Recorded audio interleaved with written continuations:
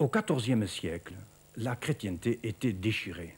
Il y avait deux papes. Il y avait un pape à Rome et un autre pape en Avignon. C'est ce qu'on appelle le grand schisme d'Occident. Or, en l'an 1394, on allait élire un nouveau pape, qu'il prendra le nom de Benoît XIII. C'était le nouveau pape d'Avignon. Il était originaire de la couronne catalane et aragonaise. Mais le roi de France, refusant de reconnaître Benoît XIII et préférant le pape de Rome, décida d'envoyer une armée pour assiéger le palais des papes d'Avignon. Alors, les Catalans décidèrent d'aller à la rescousse de leur pape. Depuis Barcelone, le roi Martin Ier décida d'envoyer une puissante flotte, et c'est de Collioure que 18 galères et 8 petits bateaux partirent pour libérer Benoît XIII de l'étreinte française. Et dès le 10 janvier 1399, les galères catalanes commencèrent tout doucement à remonter le Rhône. Alors en Provence, ce fut l'émoi.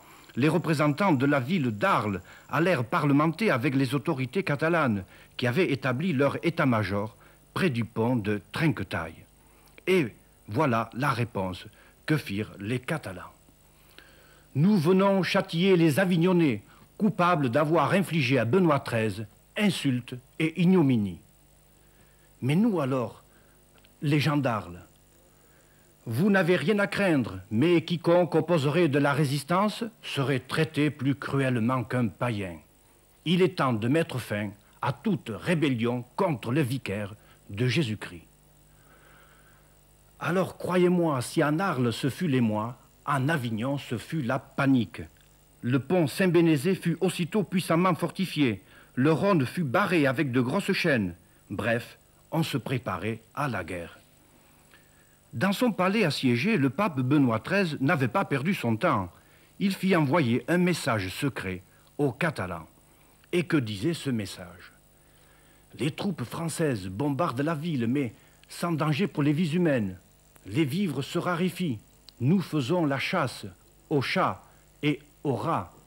Les moineaux sont réservés au Saint-Père. Le vin est épuisé. La toiture d'un bâtiment est démontée et sert de bois de chauffage. Ensuite suivait un plan très précis pour prendre le pont Saint-Bénézé qui conduisait au palais des papes.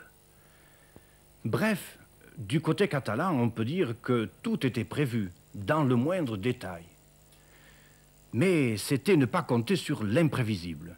Et l'imprévisible ne s'était pas vu de mémoire d'Arlésien.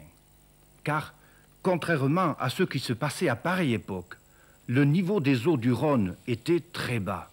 Les pesantes galères catalanes ne purent aller plus loin qu'Arles, et 2 petits bateaux arrivèrent péniblement à Tarascon.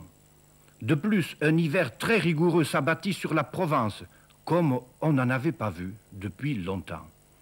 Les jours, les semaines passaient, et les Catalans restaient cloués à Arles. Finalement, galères et bateaux redescendirent le Rhône. Le dernier quittait Arles le 3 mars, c'est-à-dire 3 mois après leur arrivée. Pourtant, si l'expédition militaire avait échoué, elle avait eu le mérite de clarifier les choses, car maintenant, on connaissait les États en Europe qui soutenaient Benoît XIII. Alors, il y avait l'Écosse, l'Angleterre, l'Allemagne, la Savoie, l'Italie, la Provence, la Navarre, l'Aragon et la Catalogne. Alors la France leva le siège du palais des papes, mais Benoît XIII ne pouvait quitter son palais sans l'accord du roi de France. Pourtant, 4 années plus tard, exactement le 11 mars de l'an 1403, eh bien Benoît XIII, qui supposait qu'il n'avait plus rien à craindre maintenant de la France, il décida de s'évader. Et, sous un déguisement, il quitta le palais et rejoignit l'ambassade catalane qui l'attendait dans la maison de Saint-Antoine. Au lever du jour, Benoît XIII, toujours déguisé, sortit de la ville à l'heure où l'on ouvrait les portes, et il alla au château de Château-Renard, où il reçut un accueil triomphal. Or, Benoît XIII, durant ses 4 années de captivité, avait fait le vœu de ne pas couper ni ses cheveux, ni sa barbe. et, dit la chronique, il les portait longs de 2 palmes.